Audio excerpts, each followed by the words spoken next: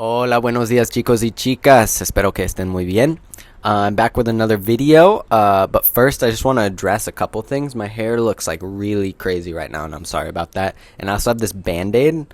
I don't want you guys to worry about my health at all. I'm totally fine. I just had like a really big pimple, and I was thinking like I wanted to cover it up for the video, but now that I'm actually seeing myself on video, I feel like the band-aid kind of looks worse, but I'm just going to go for it, and I hope you guys don't judge me too much. We all get pimples sometimes. Okay, so what I'm going to be talking to you guys about is 12 culture shocks, 12 choques culturales that I experienced traveling through Spain for 2 weeks. So I just got back from a 2-week trip where I explored Barcelona and Madrid. It was really awesome overall, and I'll probably share some more of these experiences with you in later videos. But in this video specifically, I'm going to be talking about 12 things, again, that really surprised me. All right, so number one, something that I noticed just walking around the streets of both Barcelona and Madrid. In Spain, they do a really, really good job with waste management. All the time that you're there, you notice, like, not just are they keeping the streets really clean, you know, you always see people taking care of the trash and stuff like that, like they're very clean cities. You also notice that when you're actually going to throw your trash away, it's not like in the US where you have like a trash bin and a recycling bin.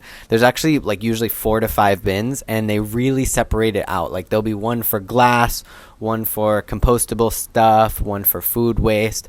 Like it's really cool how they do it there, and I think it shows that they're making a lot of steps in the right direction towards improving climate change and all of that sort of thing. So hopefully it's something that we can adopt here in the US too, but that was one of the first things I noticed there. Okay, number 2, and this one's kind of interesting. We noticed it right away, and it's that people like walk a lot slower there. So you're walking around the streets of Spain or Barcelona, and people are just taking their time. And it's way different than at least where I am in the US. And I think a lot of US cities are like this, where people are always in a rush. Like they always got somewhere to be, something to do.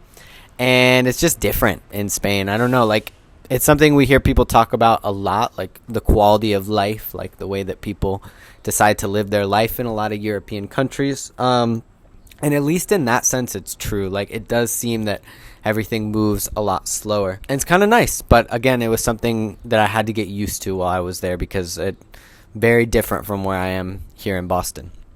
Okay, number 3, both Madrid and Barcelona are just so beautiful, and one of the things that makes them really beautiful is the architecture. Right, so the buildings are just all so beautiful, and one of the weirdest things is just how old the buildings are.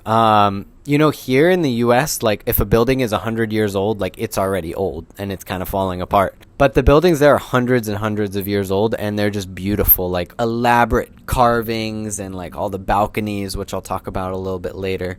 And it's just really awesome, like to walk around and just see so many old buildings, and it's just something that you're not used to here at all.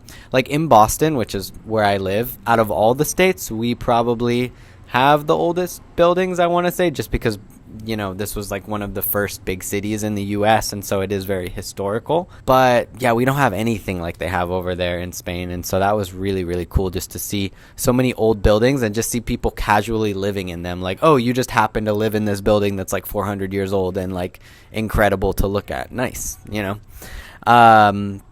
Okay, I'm going to go on to number 4, which kind of has to do with that slower pace of life I was talking about.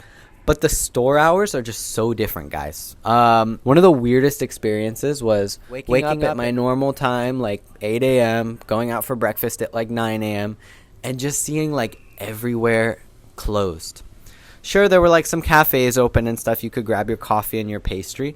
But in Boston, for example, if you're walking down the street at 9 a.m., like it's popping. 8 a.m., 7 a.m. even, like people are out and about doing their thing. Everywhere's already open. People are heading to work. Kids are playing, whatever it is. In Spain, it's literally like the streets are dead at 9 a.m., even 10 a.m. It's not till like around midday that you start to see more people out and about, places opening up. And, a lot of times people talk about like how the Spaniards take siestas and all of that. They nap during the day.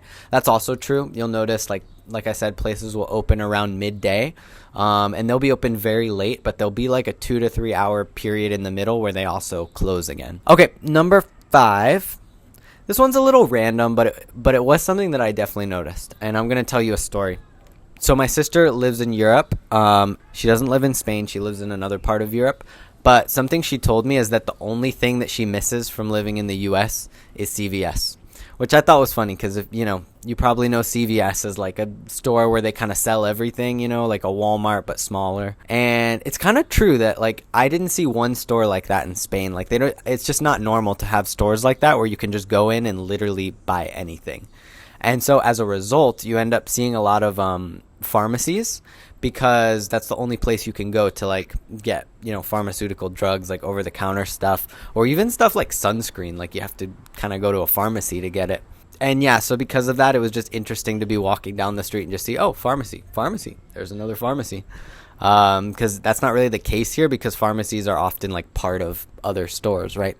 So again, it's not like a huge point. It doesn't really affect your view of the place or anything like that. It's just like an interesting thing that I noticed. Okay, number six is a big one. So guys, I was traveling around Spain with my girlfriend.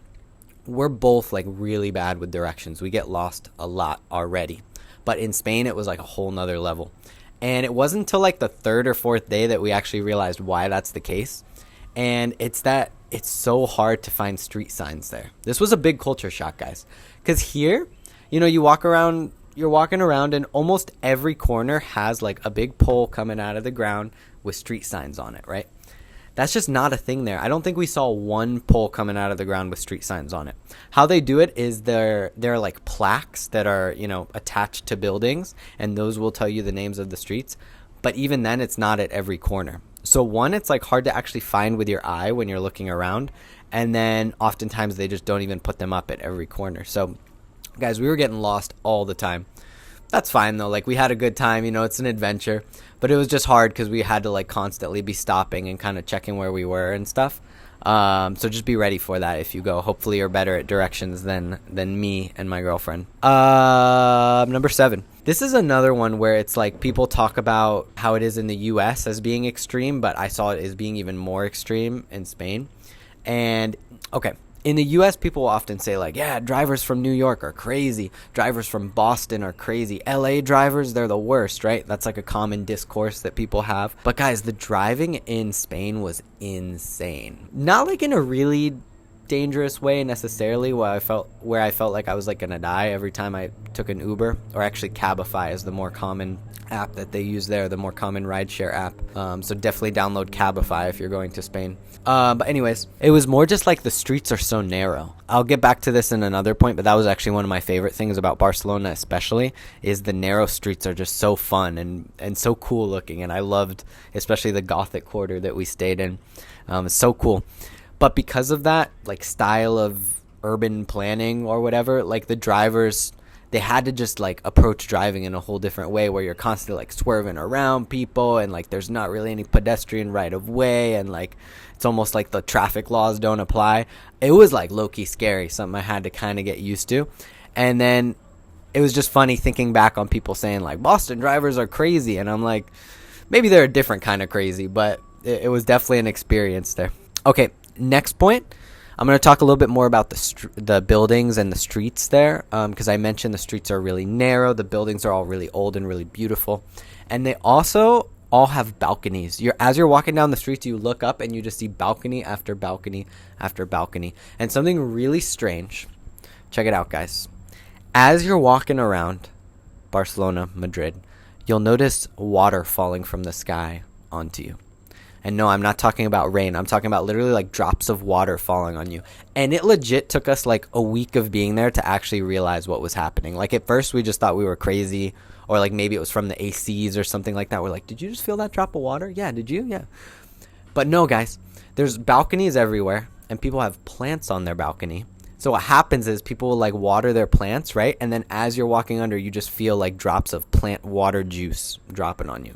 So again, I feel like some of these points I'm bringing up like maybe are coming off negative. I really hope that's not the case, because my idea with this is just to kind of point out what some of these differences are that I noticed between Spain and the US, even though some of them are a little funny or a little, unexpected, whatever. But really, I want to say overall, like, we absolutely loved our trip in Spain. We're even talking about potentially moving there for a short period of time. Like, it's an incredible country. But just be aware for like falling droplets of water from plants.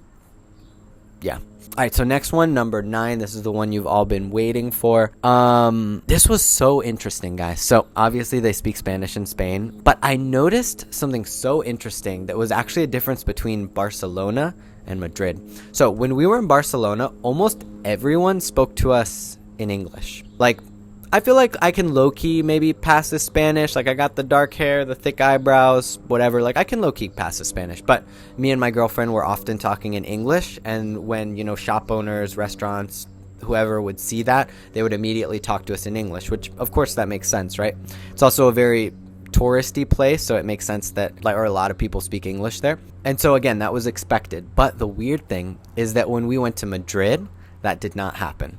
In Madrid, literally every single person there spoke to us in Spanish. Even if they maybe heard us talking in English beforehand, they would still speak to us in Spanish. And that really got me thinking, why is that the case? Maybe it's what I said, that Barcelona is more touristy, so they're just more used to speaking English. But I was also wondering, maybe they have better English in Barcelona. Maybe not as many people in Madrid speak English, and so that's why they spoke to us in Spanish. I don't know. I don't have an answer. It was just something that I noticed was almost everyone spoke to us in English in Barcelona, and almost everyone spoke to us in Spanish in Madrid. It was just weird, right? It could also have to do with the fact that in Barcelona they speak a lot of languages, right? They also speak Catalan there. Everyone there is at least bilingual, most of them trilingual, speaking Spanish, Catalan, and English. So yeah, I don't know, guys. Super interesting. Let me know in the comments what your experience with that has been. If you have traveled to Spain, let me know where you went and what was your experience with speaking Spanish with the locals there. Curious to know. Okay, I got 3 more for y'all. So the next one, I don't really have much to say about it. It was just that before we went to Spain, everyone's kind of warning you, not just Spain, but if you're going to go to Italy or France or something, people are going to constantly be telling you hey, just be careful of pickpocketers. You gotta take really good care of your belongings. Don't keep your phone in your pocket, have it in your bag. Make sure your bag's in front of you. These type of things so you can avoid being pickpocketed. To be honest, guys, I never felt any sort of threat of that while we were there. Now, this might this might sound kind of ignorant for me to say, because obviously a good pickpocketer is not gonna make it obvious, I'm sure the people who get pickpocketed also feel that way as well. They're just wait, what happened? My phone just disappeared. But while we were there walking around, we were super careful. We did all of those things. If we needed to check directions, we would go inside of a store to check, memorize it, and then leave the store and follow the directions. We would keep our bags in front of us. We did all the things, guys. But it was just interesting to be walking around the city and seeing so many people not doing that, as well as locals not doing that, locals of Madrid, people who live in Madrid walking around with their phones normally, right? And that just makes you think it's really not a problem. But again, I don't know. I know what people told me before I went, and I know what I saw while I was there. But that's another thing where I'm curious to know in the comments what your experience has been with that in Spain and maybe even Europe in general with pickpocketing, because that's just something that people warn you about before you go. Okay, number 11, 2 more to go. So one of my favorite things about the design of the cities is that, again, you have these narrow roads everywhere, and they all lead to plazas throughout the city. And it's so cool because you don't see a lot of that in the US because it's all a little more spaced out. Even the dense cities, Boston is fairly dense, but we don't have plazas where all the roads kind of converge. And they have so many of those in Spain, especially where we were staying in Barcelona in the Gothic quarter. You're just you can walk down any street and eventually you get to a plaza where there's cute little shops and people reading and kids playing, and it's just the best. It's such a good vibe, and I wish we had more of that here. I don't need to explain to you guys what a plaza is. You know what a plaza is, but they were just everywhere, and that was really cool. Again, just another random point, but just something you notice as you're walking around a city, right? Okay, and then the last point, I wanted to end on kind of a funny one. I threw a couple funny ones in here, but every time I would go to the bathroom in Spain, I would notice, guys, they don't use toilet handles in Spain. What do I mean by that? I mean exactly what I'm saying. The toilets don't have handles. They have buttons. Such a small thing, but it makes you think, right? Instead of going to flush the toilet, you have to click the toilet. And actually, that makes me wonder how they call it. Like, is it still called flushing the toilet if you're clicking a button? I don't know. But there's always like two buttons. There's a bigger one that will flush more water, you know, if you just like did a little number 2. And then there's a smaller button that will flush less water for number 1, right? It gets you thinking though, because it kind of relates to my first point when I was talking about like the waste management and like perhaps the European view of like climate change that might be a little bit different to how it operates here in America. Just the fact that they have that on toilets that shows that you can like save water by flushing less. It's cool, right? We need to implement more stuff like that here in the US, in my opinion. But again, it's like kind of a small thing, but just something I noticed. So yeah, I hope you enjoyed the video. Please let me know in the comments if you're also someone who has traveled to Spain and noticed some other cultural shocks, right? Some choques culturales that you notice while traveling in Spain. I would love to hear it. So leave some comments below. Thanks, and see you next time.